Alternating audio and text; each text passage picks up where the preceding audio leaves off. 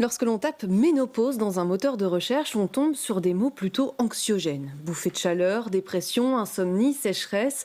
On représente régulièrement la ménopause avec une horloge. Tic-tac feraient les corps dotés d'un utérus. Tic-tac, mais avant quoi?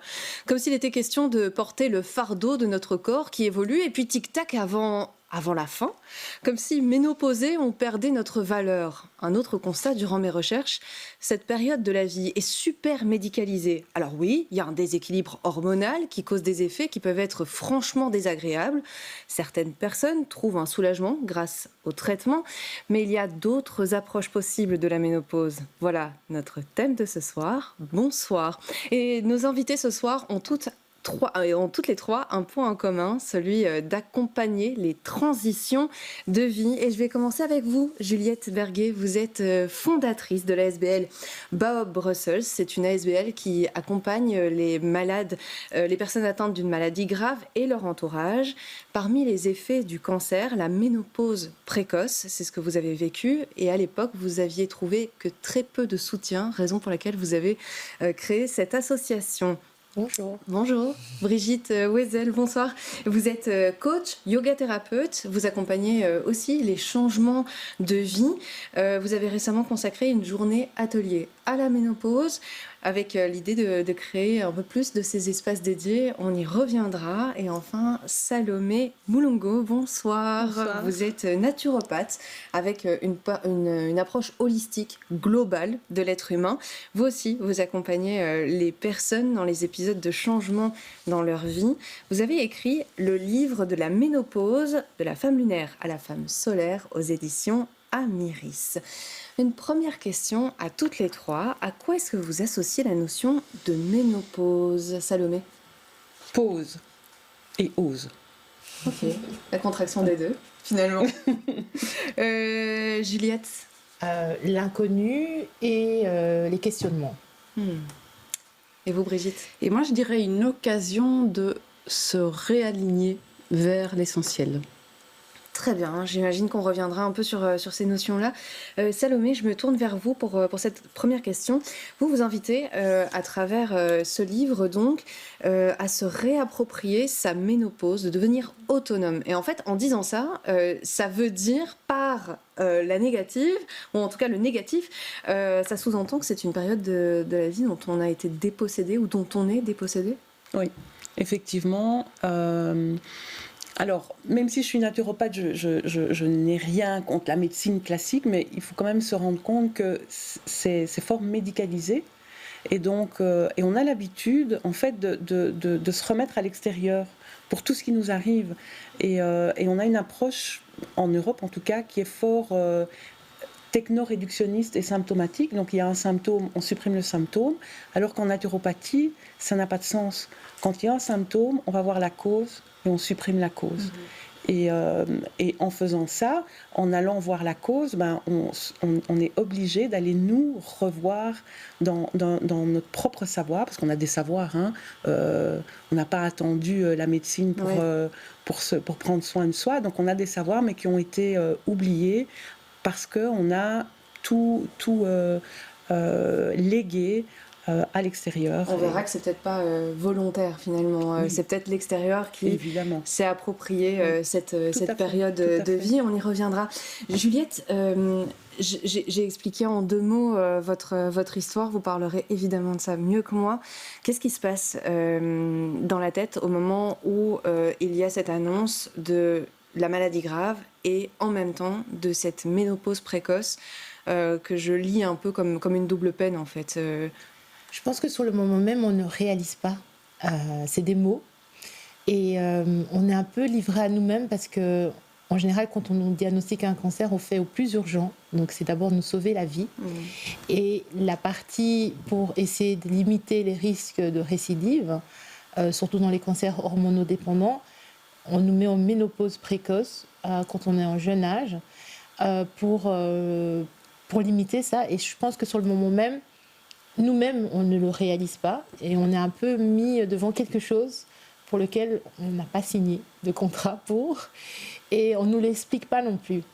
J'allais poser justement la question, est-ce qu'on en parle en fait de cette ménopause précoce à ce moment-là? Moi, je me rappelle ma prise en charge en me disant que j'avais un cancer hormonodépendant et qu'on devrait me mettre en ménopause pour les 5 à 10 prochaines années, un cas n'est pas un autre. On m'a juste dit, on va vous mettre en ménopause précoce, sans m'expliquer exactement c'est quoi une ménopause, déjà, et aussi, c'est quoi une ménopause précoce. Donc oui, je pense que c'est... Et en même temps, on est dans un autre état d'esprit, et on se dit, au moment venu, on verra qu'est-ce qui va se passer. Je me concentrerai dessus, c'est pas la priorité. C'est pas la priorité numéro 1, et c'est pas...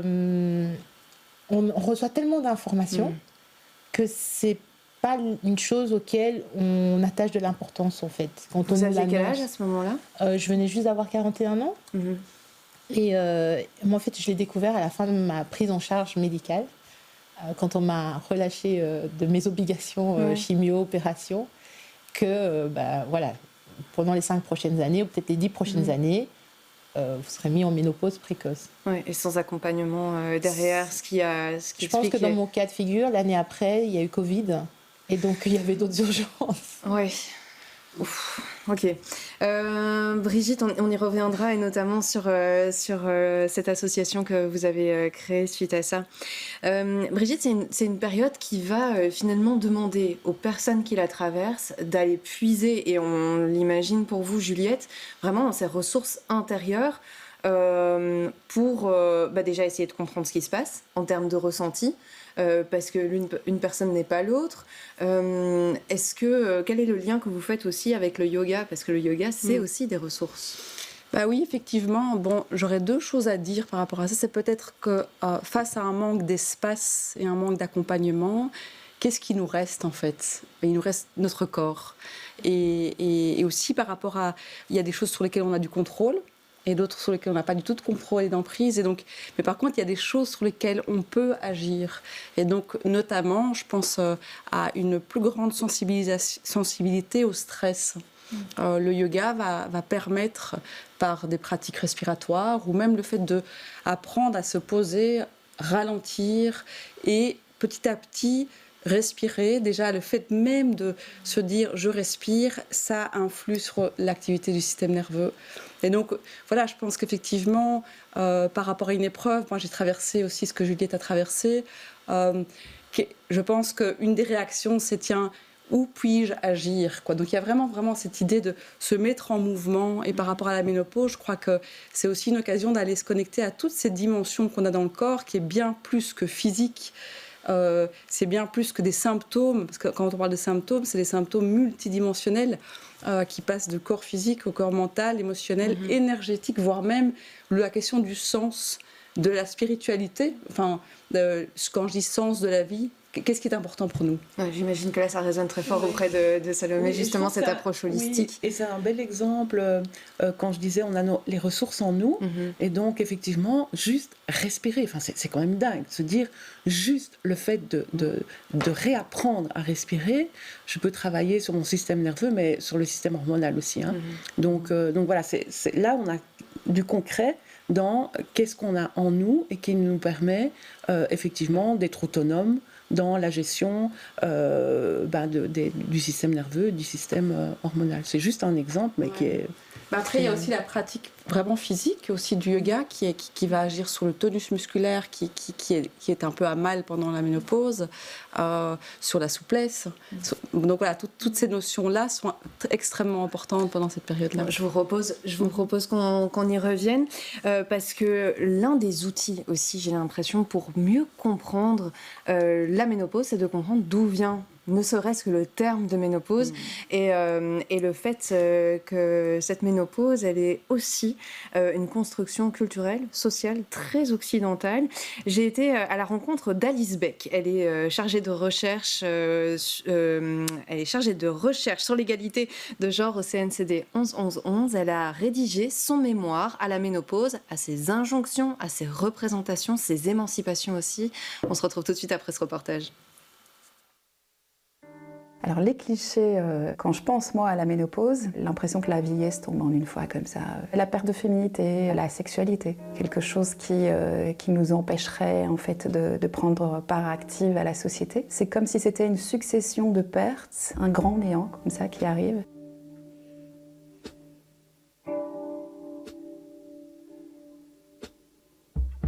L'idée principale, sans doute, de cette recherche, c'est de voir que tout est construit autour de l'idée de la reproduction. Le jour où, en fait, le corps dit « en fait, c'est fini, il n'y a plus de règles », c'est comme si le rôle était terminé. C'est vraiment vers la fin du XVIIIe siècle qu'on a commencé à parler de cet état, puisqu'en fait, il y a eu une sorte d'obsession qui a débuté au niveau médical, de se dire ce corps des femmes, il faut absolument le comprendre, puisque c'est ce corps des femmes qui nous permet en fait d'avoir des enfants et qui nous permet de faire évoluer la société dans des contextes où on avait besoin d'individus pour travailler, pour les guerres, etc. Donc vers la fin de ce rôle reproductif, qu'est-ce qu'on faisait en fait avec ces individus qui ne reproduisaient plus ? Par la suite, il y a eu vraiment cette idée de l'âge critique qui est arrivée, où en fait, tout ce qui était proposé pour les femmes à la fin de leur rôle reproductif, c'était de rester absolument dans leur coin. Il ne fallait plus échauder l'essence, puisqu'il y avait déjà ces bouffées de chaleur qui étaient là et qui rendaient les vies compliquées. Et donc, ce qui était proposé, c'était vraiment à l'âge critique d'attendre gentiment la fin. Personnellement, moi, cette ménopause est arrivée tôt, en fait. Donc, j'ai fait ce travail parce que j'ai été vraiment fascinée, sidérée par le manque d'informations. Pour avoir un spectre plus large et sortir d'une vision tout à fait normée, en fait, j'ai également rencontré un homme transgenre, j'ai également rencontré des femmes de différentes communautés et malgré ces diversités, il y a tout de même de gros stéréotypes, de grosses peurs, des manques qui en fait apparaissent au moment de l'annonce de la ménopause. Ce qui m'a vraiment marqué, c'est que le mot émancipation, et qu'on retrouve même dans les discours féministes, de dire le temps de s'émanciper, c'est le moment d'en profiter. Et en fait, ça revient à cette idée que ça veut dire que tu as terminé ton rôle reproductif, et que maintenant tu peux penser à toi. Et c'est quelque chose qui m'a beaucoup chipoté. Je pense que l'émancipation, elle doit être dès le départ, le plus possible. Et donc ça fait partie d'un continuum, en fait. Cette approche historique de la ménopause, je trouve ça... Oui, je vois Juliette, vous réagissez avec des grands yeux. C'est dingue. Alors que depuis la nuit des temps, en fait, la femme a vécu des périodes, des cycles, et qu'on est en 2025 et ça reste encore un sujet... personne n'en parle, à part pour nous prescrire des médicaments, mais pas nous accompagner à le vivre de manière épanouie et apaisée.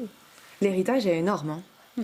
L'héritage est énorme. Et c'est ça, quand j'ai préparé cette émission, c'est l'un des points qui m'a le plus frappée, en fait. Salomé, dans votre livre, vous reprenez quelques-unes des autrices qu'on voit dans la bibliothèque d'Alice et qui ont un peu tracé ce premier chemin en disant « Attendez, si on dézoome un tout petit peu et si on s'éloigne un peu de cette vision très occidentale de la ménopause, on se rend compte que la ménopause, elle est déjà... n'existe pas en tant que telle dans d'autres cultures, dans d'autres sociétés, et c'est surtout que les représentations sont tout autres. Tout à fait, effectivement.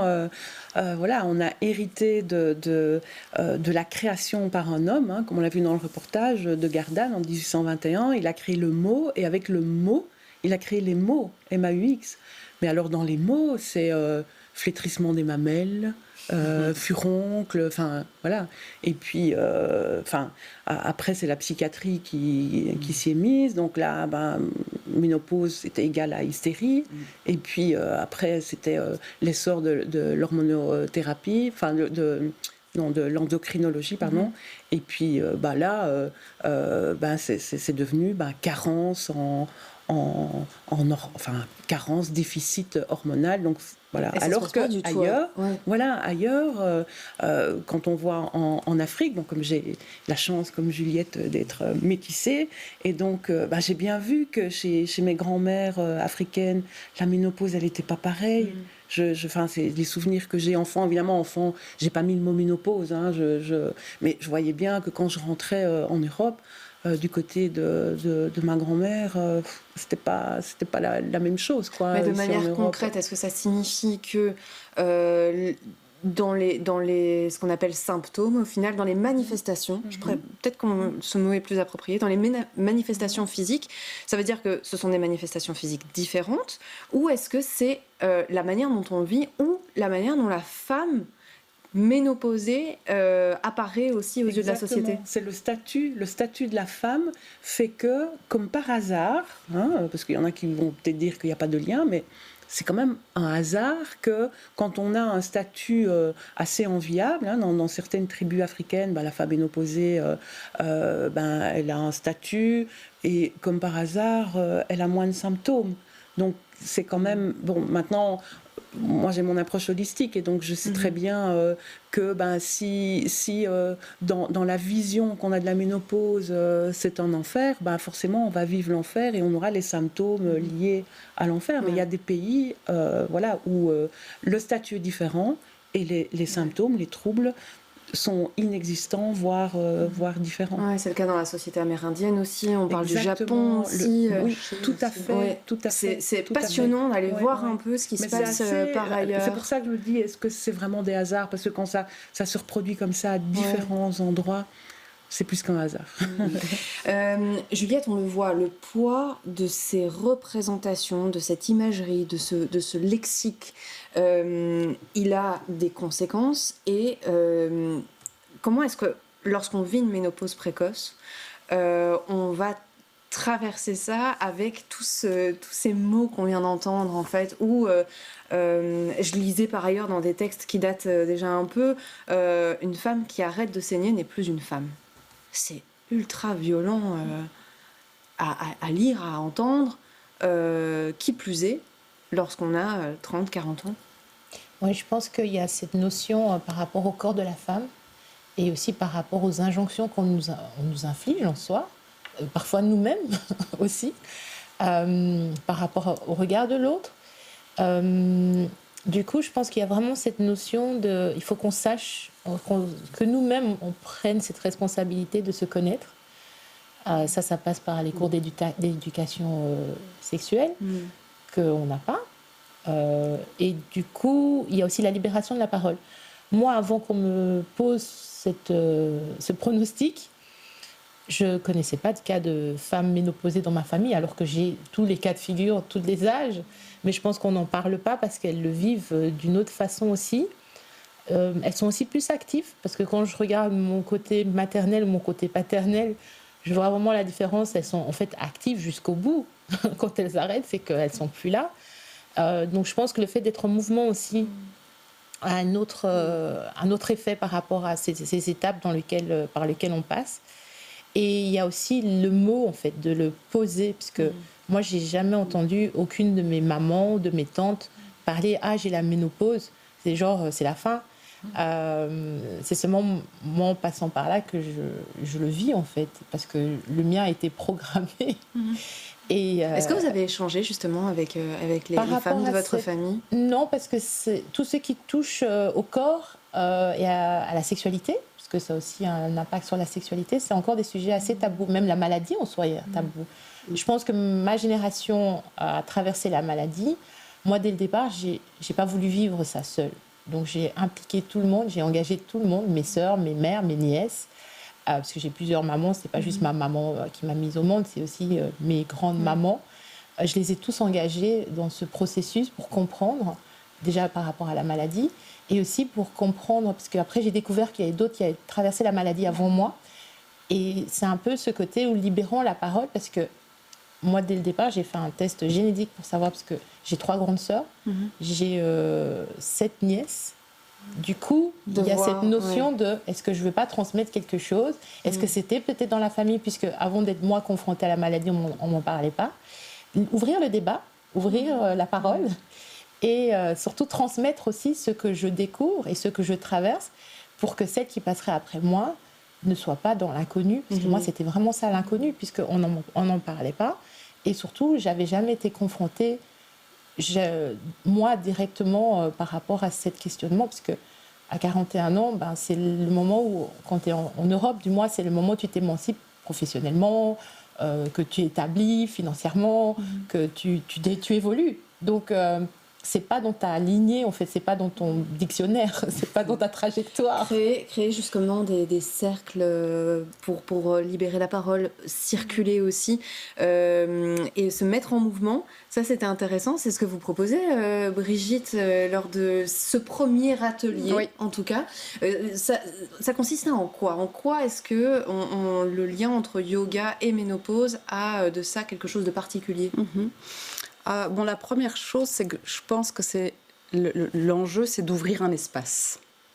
Après, le yoga, effectivement, est une pratique holistique, qui va agir sur toutes les couches de l'être. Donc, comme je le nommais tout à l'heure, donc le physique, l'émotionnel, le mental, l'énergétique et le spirituel.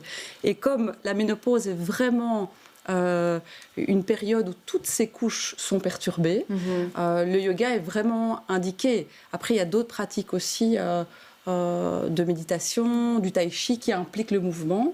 Mais pour moi, il y a aussi cette idée de comment est-ce qu'on peut se réapproprier notre corps et réfléchir ensemble comment est-ce qu'on peut se défaire des injonctions aussi par rapport à ce corps qui devrait être ceci ou cela. Et en fait, plutôt inviter à se dire, et si on se libérait de ce regard ? Et donc ça implique un surplus de liberté, de se dire, ok, en fait, mon corps, il est en plein changement. Et au cœur du yoga, il y a vraiment cette idée de accepter l'impermanence et se placer dans le présent. Et donc, voilà, c'est cette idée de comment est-ce que je peux petit à petit m'avancer vers cette acceptation que mon corps change et y trouver un espace de liberté dans le fait de ne plus être regardé, d'être moins regardé. Ouais. Parce que... Et ça, c'est peut-être facile quand on est justement dans un espace sécurisé, dans un petit cocon, comme on voit là sur les images de cet atelier. Une fois qu'on sort de là, on est quand même malgré tout confronté à la société, au regard des autres aussi. Salomé, vous avez développé une méthode qu'on retrouve dans votre livre, la méthode Éveil. Est-ce qu'en quelques mots, vous pouvez nous expliquer en quoi ça consiste? Alors, en très très court, donc Éveil, c'est l'anagramme pour le E, c'est écologie du corps, donc le corps physique, que tout le monde connaît. Mais là, j'apprends à prendre soin du corps en dehors des régimes, c'est prendre soin avec douceur. On a passé l'âge de se faire violence pour entrer dans le moule. Le V, c'est pour vision de la ménopause. Donc là, je travaille sur les croyances limitantes. On va voir aussi dans les autres cultures. Donc j'insiste sur le fait que c'est quand même une petite construction sociale. Le E de éveil, c'est pour tout ce qui est émotionnel. Et donc là, on va voir c'est quoi l'émotion qui me traverse pendant la ménopause et quel est le message qui est derrière et comment je peux répondre à ce message. Et en général, on va travailler sur les besoins et les valeurs. Et puis, on a le I de introspection pour le corps spirituel. Quels sont les domaines de ma vie où ça manque de sens et quel sens je vais donner à ma ménopause. Et le dernier, le L, c'est pour la libido, c'est l'énergie sacrée. Donc là, on est dans l'énergétique. Oui, parce que la part de sexualité a son importance dans ce livre. Donc, je vous mettrai les références dans l'article. Je repasse à vous très rapidement, Juliette, je suis navrée. Mais créer des espaces de parole, c'est aussi ce que vous proposez avec Bob Brussels. Récemment, vous avez consacré une journée entière à la question du cancer, de la sexualité, on y revient, mais aussi de la ménopause précoce, de l'importance de créer des espaces dédiés. Cette journée, en fait, elle est née suite à ma rencontre avec Marie Keukelbord, qui est néerlandophone, qui a aussi eu un cancer à un très jeune âge et qui aborde le sujet de cancer et sexualité. Parce que la sexualité fait partie de notre vie et c'est un des sujets qui est super fragilisé suite au cancer. Autant chez les hommes que chez la femme. Et la femme a plus de mal à reprendre parce que notre corps n'est pas juste une sphère, c'est plusieurs sphères, plusieurs couches.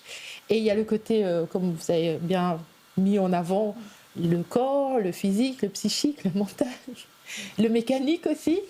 Et moi, j'étais en plein à la fin de ma prise en charge hormonaux et dans l'inconnu par rapport à mon corps. Et je me disais, c'est pas normal, personne n'en parle. Toutes ces femmes qui traversent le cancer, déjà le cancer du sein, c'est le cancer le plus élevé. Mais qu'est-ce qu'elles font? Elles sont pas en mode à la fin de leur vie, elles sont de plus en plus jeunes. Pourquoi est-ce qu'on n'en parle pas? Et la rencontre avec Marie qui a été une révélation parce qu'elle en parle, mais vraiment, en abordant tous les cas de figure. Et elle était justement l'une des invitées à cette Et on s'est dit, journée. mais libérons la parole parce qu'on est tellement nombreuses à faire face au cancer et ça a un impact non seulement sur notre vie à nous en tant que femmes, mais aussi notre vie de couple. Et on s'étonne qu'un couple sur 2 se sépare suite au cancer, ça aussi on n'en parle pas. Et c'est souvent l'homme qui part quand la femme a un cancer. Et on voulait juste ouvrir le tabou. Ouais, on va devoir clôturer cette émission. Merci à toutes les trois de m'avoir rejoint. Dans tous les cas, Bao Brussels, que ce soit pour vous Juliette, les cours de yoga ou encore vous Salomé avec votre livre, toutes ces informations et plus encore de ressources seront disponibles dans l'article qui accompagnera cette émission. Merci de nous avoir suivis. Je vous dis à très vite sur BX1. Salut. À bientôt. C'est pas ça.